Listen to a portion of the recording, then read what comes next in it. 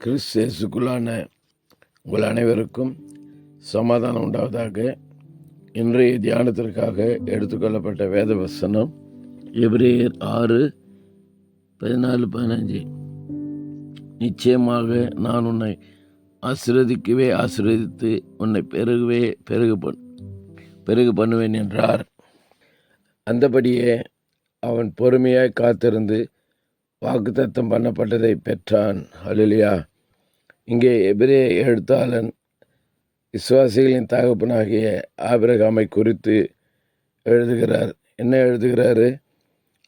ஆதியாம் 12ஆம் அதிகாரத்தில் வாசிக்கும்போது அங்கே 7 விதமான ஆசீர்வாதங்களை குறித்து பார்க்குறோம். நான் உன்னை ஆசீர்வதித்து உன்னை பெருகு பண்ணுவேன், உனக்குள் சகல ஜாதிகளும் ஆசீர்வதிக்கப்பட்டிருக்கும், நீ யாரை ஆசீர்வதிக்கிறீர்களோ நான் அவர்களை ஆசீர்வதிப்பேன்னு சொல்லி அங்கே ஆண்டவர் கொடுத்த அந்த ஆசீர்வாதத்தை எப்படி பெற்றுக்கொண்டாராம்? தியானத்துக்காக சாவி வசனம் எபிரேயர் 6:15 தான். அந்தபடியே அவன் பொறுமையாய் காத்திருந்து வாக்குத்தத்தம் பண்ணப்பட்டதை பெற்றான். அல்லேலூயா. ஆபிரகாம் பொறுமையாய் காத்திருந்தான். அதாவது ஆசீர்வாதத்தை கொடுக்கும்போது ஆபிரகாமுக்கு 75 வயது. ஆனாலும் இந்த ஆசீர்வாதத்தை சுதந்திரிக்கும் போது அவனுக்கு வயசு 100. அப்போ பார்க்கும்போது இடையில 25 ஆண்டுகள் காத்திருந்தார். எப்படி காத்திருந்தாரா? அவன் பொறுமையாய் காத்திருந்து வாக்குத்தத்தம் பண்ணப்பட்டதை பெற்றான். அல்லேலூயா. இன்றைக்கு இந்த வசனத்திலிருந்து ஆபிரகாமுடைய வாழ்க்கையிலிருந்து நாம் கற்றுக்கொள்ளுகிற ஆவிக்குரிய பாடம், நம்முடைய வாழ்க்கையிலே கிறிஸ்துவ ஜீவியத்தில் பொறுமை அவசியமாக இருக்கிறது. அதுதான் ஆவியின் கனிகளில் ஒன்று நீடிய பொறுமை. ஆவியின் கனிகளில் ஒன்று நீடிய பொறுமை. ஆகவே நம்முடைய வாழ்க்கையில் பொறுமை, இன்றைக்கு அநேகருடைய வாழ்க்கையில் அந்த பொறுமை இல்லாததுனால தான் அதிகமான மரணங்களை குறித்து பார்க்குறோம். மரணங்கள் பொறுமையாக இல்லாததுனால சூசைட் பண்ணிக்கிறாங்க. பொறுமையாக இல்லாததுனால சமாதானத்தை இழக்கிறாங்க. பொறுமையாக இல்லாததுனால தான் சில வேலைகளை இழக்கிறாங்க, நல்ல வாய்ப்புகளை இழக்கிறாங்க. பொறுமை இல்லை. அவதாங்க சொல்கிறாரு, ஆபிரகாம் குறித்து சொல்லும்போது அவன் பொறுமையாய் காத்திருந்து வாக்குத்தத்தம் பண்ணப்பட்டதை பெற்றான். அல்லேலூயா.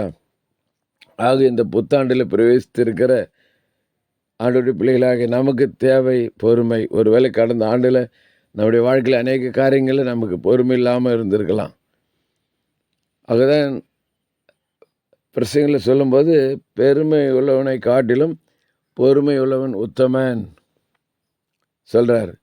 ஆகவே நம்முடைய வாழ்க்கையில் ஆண்டவர் எதிர்பார்க்கிற குணாதிசயம் பொறுமை. ஆகவே ஆபிரகாம் பொறுமையாக காத்திருந்தபடினால 25 ஆண்டுகள், 1-2 வருஷம் இல்லை, 25 ஆண்டுகள் பொறுமையாக காத்திருந்தான்.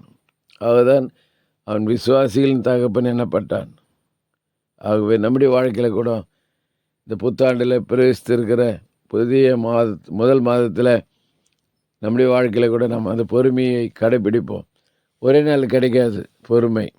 ஒவ்வொரு நாளும் ஆண்டவருடைய பாதப்படியில் அமர்ந்திருந்து ஆண்டவர்கிட்ட நாம் கேட்கும்போது கர்த்தர் நமக்கு பொறுமையை கட்டளையிடுகிறவராக இருக்கிறார்.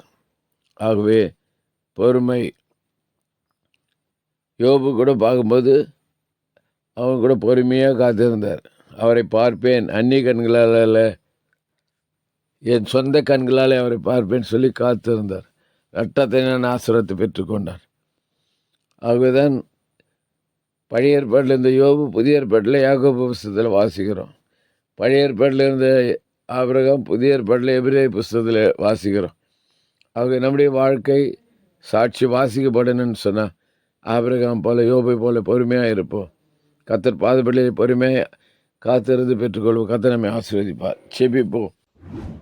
நேசிக்க நல்ல தகப்பனே, இந்த நாளில் ஆபிரகாமுடைய வாழ்க்கையில் இருந்து பொறுமை என்ற காரியத்தை கற்றுக்கொள்ள முடியாய் ஆவியானவர் உணர்த்தின வார்த்தைகளுக்காக நன்றி. அந்த வார்த்தைகளை நாங்கள் கடைபிடித்து வாழ உதவிச்சோம். இயேசுவின் நாமத்திலே ஜெபிக்கிற நல்ல பிதாவே, ஆமேன். கர்த்தரும் இரட்சகருமாகிய இயேசு கிறிஸ்துவின் கிருபையிலும் அவரை அறிகிற அறிவிலும் வளருங்கள். அவருக்கு இப்பொழுதும் என்றென்றைக்கும் மகிமை உண்டாவதாக. நம்முடைய கர்த்தராகிய இயேசு கிறிஸ்துவின் கிருபை உங்கள் அனைவரோடும் கூட இருப்பதாக. ஆமேன், ஆமேன், ஆமேன்.